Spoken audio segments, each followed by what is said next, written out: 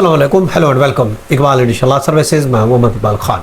आज का legal lecture है फ़िक़्ह जाफरिया में मियाँ बीवी के वरासती हिस्सा, स्पाउसेस इनहेरिटेंस इन फ़िक़्ह जाफरिया।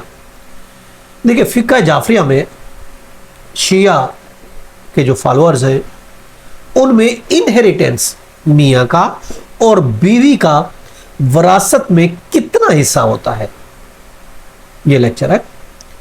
देखिए, उसके लिए अगर आप देखते हैं जो 2021 में मुस्लिम फैमिली लॉ ऑर्डिनेंस 1961 में जो अमेंडमेंट की गई है, सेक्शन 4 सब सेक्शन 2 का इजाफा किया गया है, सेक्शन 4 में उसका सब सेक्शन 2 का इजाफा किया गया है, वो ऐड किया गया है फ़िक़्ह जाफरिया के लिए। फ़िक़्ह जाफरिया के मुताबिक मियाँ और बीवी का वरासत में कितना हिस्सा होगा।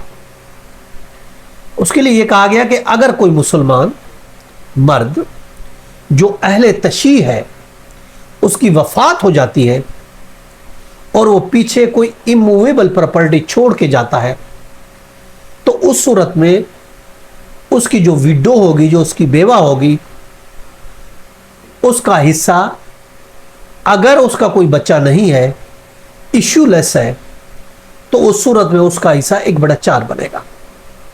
और अगर उसकी औलाद है, बच्चा है, तो फिर उस सूरत में उसका हिस्सा 1/8 मिलेगा, 8वां हिस्सा बनेगा। बच्चा नहीं तो 4था हिस्सा। ये तो हो गया बेवा का हिस्सा।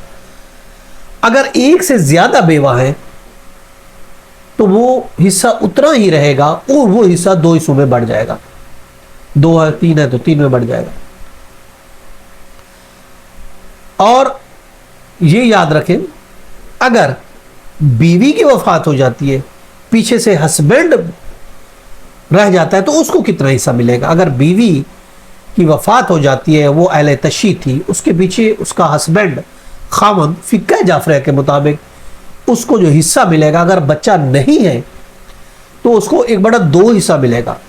आधा हिस्सा उसको जायदाद का हस्बैंड को मिलेगा अगर हिस्सा नहीं है, और अगर बच्चा है तो फिर उसको 4था ही हिस्सा मिलेगा। हस्बैंड को 4था हिस्सा मिलेगा अगर बच्चा मौजूद है, अगर बच्चा मौजूद नहीं है तो 1/2 आधा हिस्सा मिलेगा। और अगर इनमें कोई डिस्प्यूट पैदा हो जाता है तो वो फिर कोर्ट ऑफ लॉ उसका फैसला करेगी।